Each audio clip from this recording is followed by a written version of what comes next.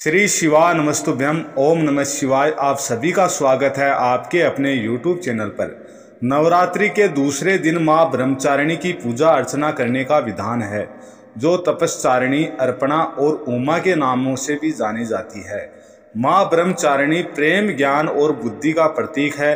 ब्रह्म का अर्थ है तपस्या और चारिणी का अर्थ है आचरण।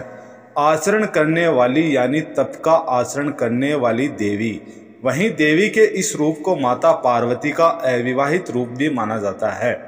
मान्यता है कि माँ की पूजा करने से व्यक्ति को धन समृद्धि की प्राप्ति होती है। इसी के साथ ही भक्तों के अंदर तप करने की शक्ति आती है। नवरात्रि के दूसरे दिन माँ ब्रह्मचारिणी की विधि विधान के साथ कथा करनी चाहिए। इसके पश्चात माँ दुर्गा चालीसा का पाठ करें और अंत में माता की आरती करनी चाहिए। माता के मंत्र का पूरे दिन के बीच बीच में जाप करते रहना चाहिए। ऐसा करने से साधक के दैनिक जीवन में शांति व मनोवांछित फल की प्राप्ति होती है।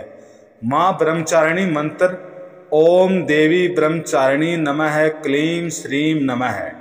माँ ब्रह्मचारिणी की कथा। एक समय की बात है, हिमालय पर्वत पर राजा हिमवान और रानी मैनावती के घर एक कन्या का जन्म हुआ, जिसका नाम पार्वती रखा गया।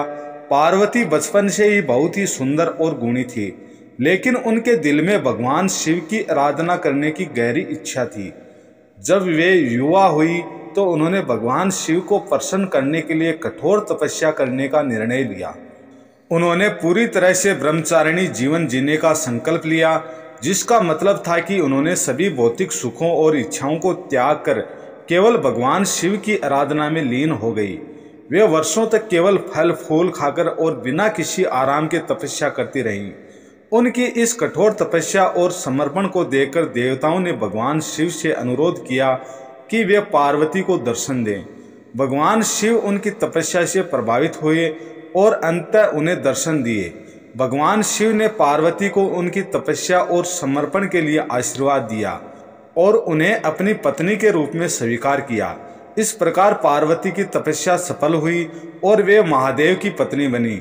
इस कथा से हमें यह सीखने को मिलता है कि सच्ची भक्ति और तपस्या से किसी भी लक्ष्य को प्राप्त किया जा सकता है और जीवन में संयम और समर्पण की महत्वता को समझने में मदद मिलती है। तो ये थी माता ब्रह्मचारिणी की कथा।